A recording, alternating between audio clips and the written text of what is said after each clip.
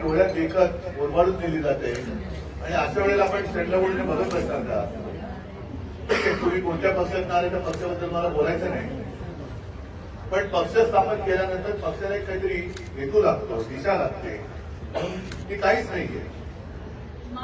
आणि अशा वेळेला मग तुमच्यासारखे कार्यकर्ते तिकडे मरमर मेहनत करतात, त्या मेहनतीला काही अर्थ लागतो.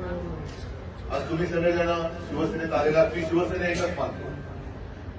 शिवसेना हे नाव दुसऱ्या कोणालाही देण्याचा निवडणूक आयोगाला अधिकार नाही हे मी उघडपणाने सांगते, आज तेच बोलत होतो. त्याच्यामुळे शिवसेना आपली एकच, फक्त निशाणी बदलते. आता ही निशाणी बदलल्यानंतर सुद्धा आपल्याला संपूर्ण महाराष्ट्र मी फिरत होतो, सगळेजण म्हणतो की उत्तरजी तुम्हीच येणार.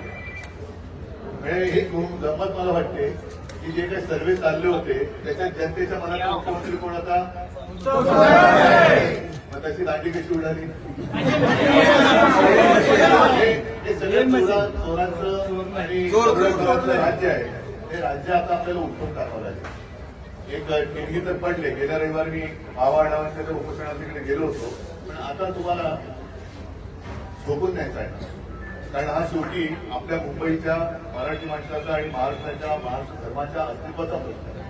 आणि योग्य वेळ तुम्ही कशा हातात घेतले, शिवसेनेचा भगवा हातामध्ये घेतलेला आहे.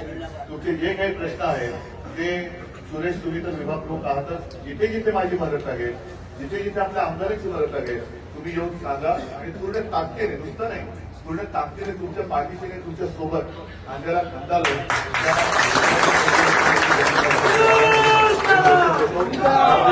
स्वागत करतो, शुभेच्छा देतो. जय हिंद, जय महाराष्ट्र.